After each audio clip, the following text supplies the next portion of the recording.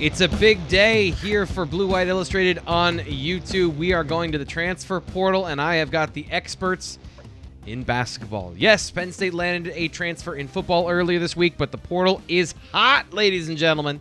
And not one, but two transfers for Penn State basketball today. So we'll start with Dave Eckert. We'll start with a player that he's already talked to. And you can check out his work at bluewhiteillustrated.com to get that information in depth. We'll give you some of that here, breaking news on YouTube. And as always, subscribe to Blue White Illustrated on YouTube and hit the notification button so you don't miss breaking news when it drops. So, tell us about Camren Wynter, Dave. Yeah, Camren Wynter. He's a 6'2", 185-pound guard out of Drexel. Played 4 years for the Dragons, and he has 1 year left. He's going to spend it at Penn State. He can really score the ball. He's averaged over 15 points a game for the last 3 years, and he's a good passer. I think he's fourth on the all-time Drexel assists list, and he's averaged over 5 assists per game throughout his career. So, yeah, he's a guard who can do both of the things that you need guards to do offensively. And I think he's going to be an important player for Penn State. So not only do they get a good player in the portal, but also a key need, which as you talked about earlier and Nate talked about earlier, getting a guard to score to replace Sam Sessoms. But they didn't get just one; they got two guards, didn't they, Nate? They did. They are Andrew Funk from Bucknell, who has played 4 seasons. So this is his bonus season of eligibility, his last year to play. He made the decision as well to transfer to Penn State. Scoring guard, right? 6'5", 188 pounds. He shoots it. He drives the ball. He can handle the ball. Like, I don't know if that's exactly, what you're going to see from him. Like, I don't think he's going to bring the ball up or have the ball in his hands, but he can distribute. Just kind of a versatile player who honestly scores. And so, I mean, this is overstating or understating the obvious, but from a Penn State team that could not score points last season, surprise, surprise, they're going to the portal and they're bringing in some guys who, pretty easily and consistently averaged double-digit scoring each of the last few years. So Funk scored 17.8 points per game last season on a pretty bad Bucknell team.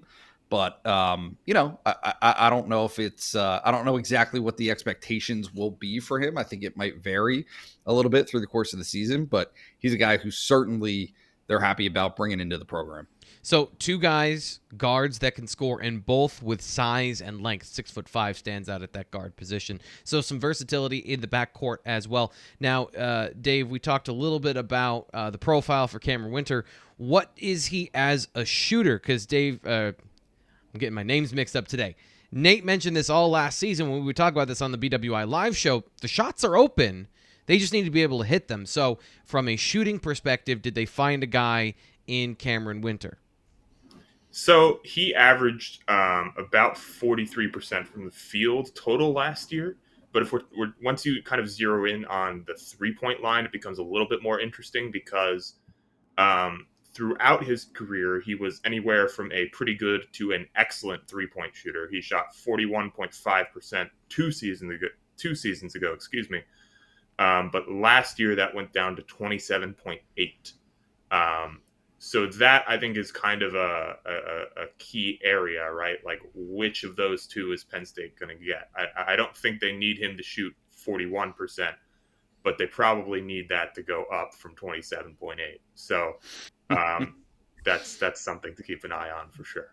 Now, I'll stick with you for just 1 second. Why Penn State for Wynter? Yeah, he had a bunch of really good offers. Maybe not offers, interest. But yeah, he came up. He talked to the coaching staff. He talked to Micah Shrewsbury. He wants to challenge himself at an elevated level of basketball. He made that clear. Professional basketball is his goal.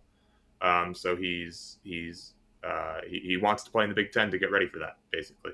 And Micah Shrewsbury's NBA experience was a big deal for him. because Micah Shrewsbury knows what it takes, as Penn State fans know. So, yeah, I think his role in Penn State's system, he can have the ball in his hands. He can create for his teammates. Jalen Pickett is a guy who probably did the majority of that for Penn State last season, but Penn State's system does allow for more than one person to do that. So all of those factors, I think, kind of combine to make Penn State a good destination for him.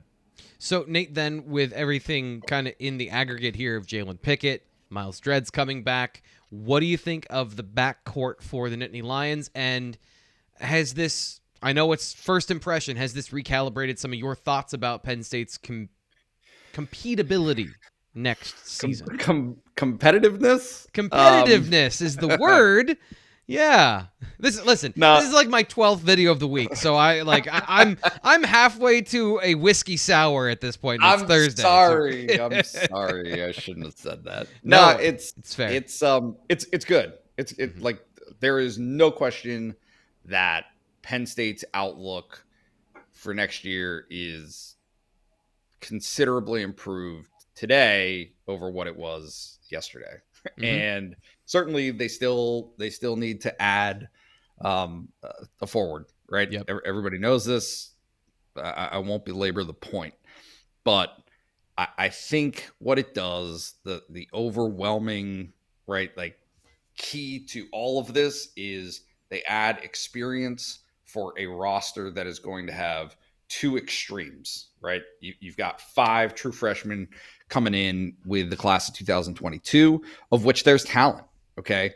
But rather than putting them in a position, all of those guys really in a position where they have to contribute, the pressure is on, this alleviates it, right? And honestly, you're bringing these transfers in with the intention for both sides for them to play and for them to play a considerable amount, but it leaves open the possibility that if a freshman or a couple of those freshmen are ready for the moment, maybe you spread it out a little bit, but it just gives you more options. It gives you more to play with, more flexibility that at times this past season, Micah Shrewsbury really didn't have, right? Like you're talking 7, 8 viable Big Ten players. Now maybe you've upped that. Right now, maybe you've given yourself a little bit more wiggle room there. And yeah, I mean, it was funny listening to Dave talk about Cam Wynter's 3-point shooting. I was looking at Funk's like actual volume, right? Because we're talking about people who have 3-point shooting, right? Like what's a direct or a comp for Penn State, right? Is Miles Dredd, right? Yep. Andrew Funk shot 232 3-pointers this past season. Goodness. So he's not going to need to do that this next season. He will not need to do that. He will not shoot that much. But like Miles Dredd shot 135. Mm-hmm. So he almost doubled up Miles, and Miles shot a bunch of 3-pointers. Yeah. So, his hit rate is 36.2%, which they'll take. Yeah. Like, they will absolutely take that 3-point shooting. He shot 480 field goal attempts. Like, I mean, he was it on that Bucknell team. So I think this takes maybe a little bit of the pressure, right, that comes with, and sure, we're talking about a different league being in the Patriot League versus the Big Ten, obviously, but it also is a help to Andrew Funk in that it's going to lift some of the weight off of his shoulders. He's not going to be guarded by the best defender every game, right? And spacing the floor. You can legitimately space 100%. The floor now because you have 100%. Several shooters that are going to be a threat on the perimeter. And maybe he does have to take 1,700 shots in one game or in a 3-game stretch. At least we know he's got it in his back pocket. Anything else about Funk that you find interesting and how he might fit for the Nittany Lions at that 6'5" size, bringing a little more length? But I mean, you've got Seth Lundy, so he's not going to be moonlighting at the 3, I wouldn't imagine, right?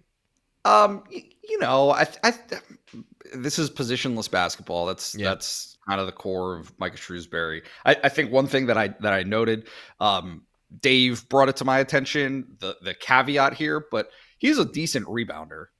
He finished 3.7, I think, rebounds per game this past season. The caveat that Dave brought to my attention being he had 0 offensive rebounds, like none. So he had 114 rebounds last season, and none of them were offensive rebounds. So do not expect him to follow his shot and get a bunch of extra chances there on offense. A great example. Turning around and going back on defense. Like that's his. Yeah. That's a great example of why they need to find a forward in the portal. So, Dave, not asking you to pick out a name or anything, but what's the march from here in terms of roster build-out? Because I know this is the thing you guys need to know, is that BlueWhiteIllustrated.com, they have articles up about these guys going in-depth on this stuff, and Dave has a breakdown of where the roster stands right now. So what's the timeline, do you think, as far as now that they got these secured? Is this going to be more of a deliberate process? Is there going to be what they want to get out of the portal right now? What's your timeline there for what we talked about? Because Nate last time prophetically said within a month, and we've got 2 within a week. So what's your idea about the next step for the roster? Well, yeah, the next step is they're going to have to create, whether it's organically or unorganically, another scholarship, because this puts them at 13. So, how they do that, you can take some guesses, but they need a big, because if you watch their offense, it started and ended with John Harrah setting a ball screen for Jalen Pickett. Yep. That is the crucial point of the Penn State basketball offense under Micah Shrewsbury. Who is going to set that ball screen? They need somebody that's smart. They need somebody that's physical enough. They need somebody that can handle the basketball well enough to score it if Pickett finds him with it. Which, if you've watched Penn State basketball for the last decade, is not always a given. It'll be interesting to see what they land, because I think they have to land something. I think there's a couple steps before that happens, though. But it's good to know the profile of the player they're looking for. That'll help, I think, with Penn State basketball fans that want to know what to look for in the portal, not just a big, but a big with particular skills. So that's super helpful. Any last thing we got to get out of here with some more stuff that you guys got to get to on this transfer portal information, but anything else that you guys want to bring up here as we get out of the show today? I think what Dave was just saying, the obvious addendum to it is that these additions make that more of a possibility, right? Mm-hmm. Like all of a sudden, it's not that the team is night and day better, right, from what it was, but it's more appealing, right? Yep. Like it is an immediately more appealing destination now for a big man, right? Who, again, we know don't grow on trees, but for guys who are considering their options, who might be in the transfer portal right now or might get into the transfer portal, it's going to be something that I think Penn State is going to hammer home and try to sell as, hey, this is a perfect opportunity for you to finish your career at Penn State. Offensive linemen and big men, James Franklin and Micah Shrewsbury can have a conversation about needing large humans to play their sports.